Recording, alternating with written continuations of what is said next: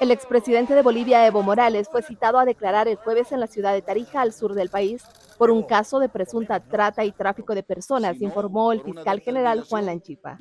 Morales es acusado de haber tenido una hija con una adolescente de 15 años en 2016 cuando era presidente, y los padres de la ahora adulta también deberán presentarse a declarar. Son investigados por, aparentemente, consentir esta relación a cambio de privilegios políticos.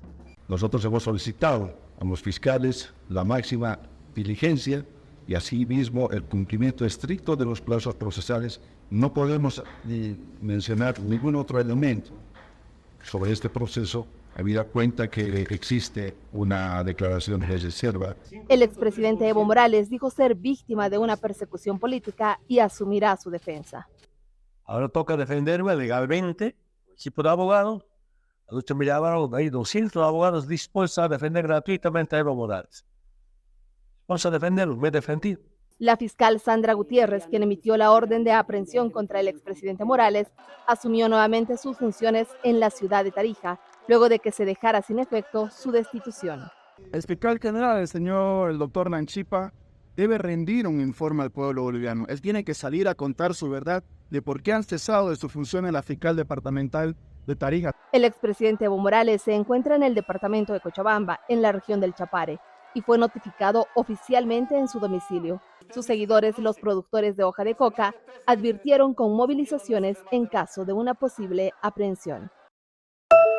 El huracán Milton, que alcanzó categoría 5 el lunes, con vientos de 286 kilómetros por hora, perdió algo de fuerza y cayó a categoría 4, con vientos máximos de unos 230 kilómetros por hora en su paso por México, causando fuertes lluvias y daños menores, según lo manifestó el gobernador de Yucatán. El huracán Milton se encuentra frente a las costas de Xilam de Bravo, a unos 120 kilómetros de la costa. Se espera que al mediodía esté frente a las costas de San Felipe y Río Lagartos, a unos 90 kilómetros. Avanza a 15 kilómetros por hora hacia el oriente, rumbo a la Florida. Afortunadamente solo nos han reportado inundaciones en el puerto de Celestún, algunos postes caídos, pero en general daños menores. Pues la verdad, miedo, miedo y pues sí, un poquito de nervios porque, pues no sé, siempre, aunque por más nos preparemos, nunca sabemos qué es lo que va a pasar, cómo va a reaccionar.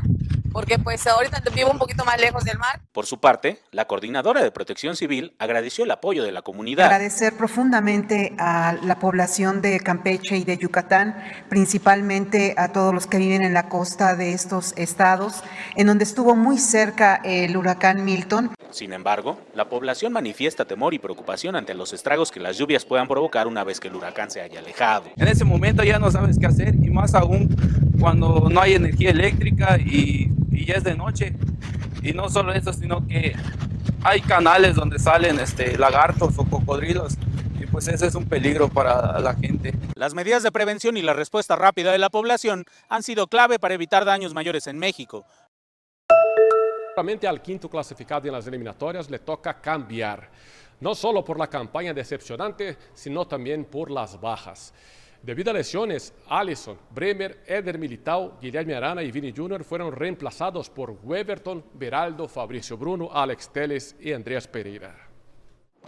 Muy poco se pudo ver del primer entrenamiento con los 23 convocados en el complejo del Palmeiras.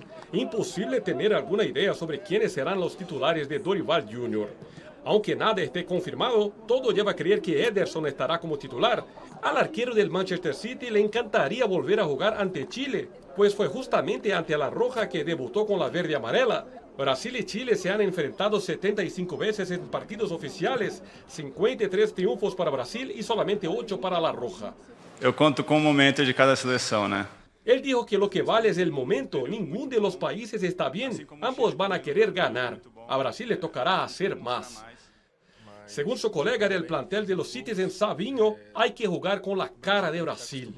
La selección está habituada a ganar 3-0, 2-0. Les toca volver a hacerlo. O sea, ser felices en la cancha.